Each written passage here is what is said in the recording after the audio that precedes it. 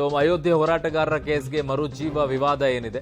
ಗೃಹ ಸಚಿವ ಪರಮೇಶ್ವರ್ ವಿರುದ್ಧ ಕೇಂದ್ರ ಸಚಿವ ಪ್ರಹ್ಲಾದ್ ಜೋಶಿ ಅವರು ವಾಗ್ದಾಳಿಯನ್ನ ಮಾಡಿದ್ದಾರೆ. ಸರ್ಕಾರದ ವಿರುದ್ಧ ಕಾನೂನು, ರಾಜಕೀಯ, ಸಾಮಾಜಿಕ ಹೋರಾಟದ ಎಚ್ಚರಿಕೆಯನ್ನ ಕೊಟ್ಟಿದ್ದಾರೆ. ಹೋರಾಟಗಾರರ ಬಂಧನ ನೀಚ ಕೃತ್ಯ ಅಂತ ಅವರು ವ್ಯಾಖ್ಯಾನ ಮಾಡಿದ್ದಾರೆ.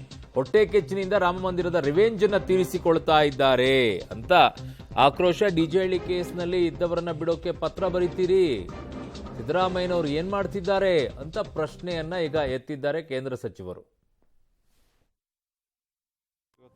30 ವರ್ಷದ ಹಳೆ ಕೇಸನ್ನು 35 ವರ್ಷದ ಹಳೆ ಕೇಸನ್ನು ಇವತ್ತು ತೆಗೆದು ಜನರನ್ನು ಅರೆಸ್ಟ್ ಮಾಡುವಂಥ ಒಂದು ಅತ್ಯಂತ ನೀಚ ಕೃತ್ಯಕ್ಕೆ ಕಾಂಗ್ರೆಸ್ ಪಾರ್ಟಿ ಕೈ ಹಾಕಿದೆ.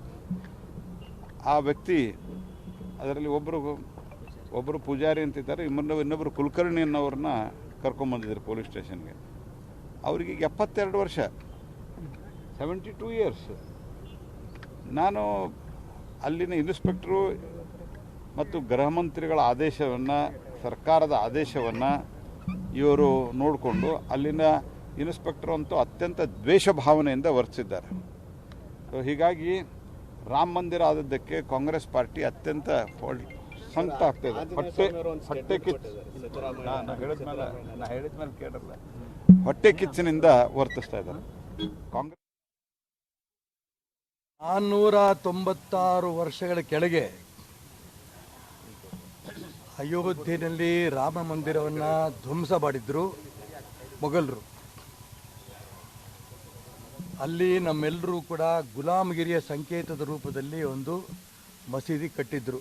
ಅದಕ್ಕೆ ಬಾಬರ್ ಮಸೀದಿ ಅಂತ ಅವರು ಹೆಸರಿಟ್ಕೊಂಡಿದ್ರು. ಆದರೆ ಈಗ 1992ರಲ್ಲಿ ಆ ಒಂದು ಗುಲಾಮಗಿರಿಯ ಸಂಕೇತವನ್ನು ಡಿಸೆಂಬರ್ 6ನೇ ತಾರೀಕು ಹೊಡೆದಾಕಿ ಅಲ್ಲಿ ನಾವು ಮಂದಿರವನ್ನು ಕಟ್ತೀವಿ ಏನಂತ ಹೋರಾಟವನ್ನು 496 ವರ್ಷಗಳಿಂದ ಹೋರಾಟ ನಡೀತಾ ಇತ್ತು. ಲಾಠಿ ಗೋಲಿ ಕಾಯಂಗೆ ಮಂದಿರ್ ವಹಿ ಬನಾಯಂಗೆ, ಇದು ಘೋಷಣೆ 496 ವರ್ಷಗಳಿಂದ ಇಡೀ ಹಿಂದೂ ಸಮಾಜ ಕೂಗ್ತಾ ಬಂದಿತ್ತು.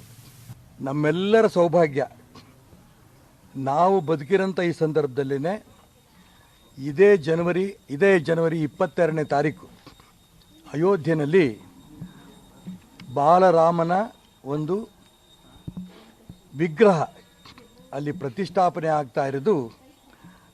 ಈಗ ಯಾರ್ಯಾರು ನಾವು ಬದುಕಿದ್ದೀವಿ ನಮ್ಮೆಲ್ಲರದ್ದು ಪುಣ್ಯ ಅಂತ ನಾನಂತೂ ಭಾವಿಸ್ತೇನೆ.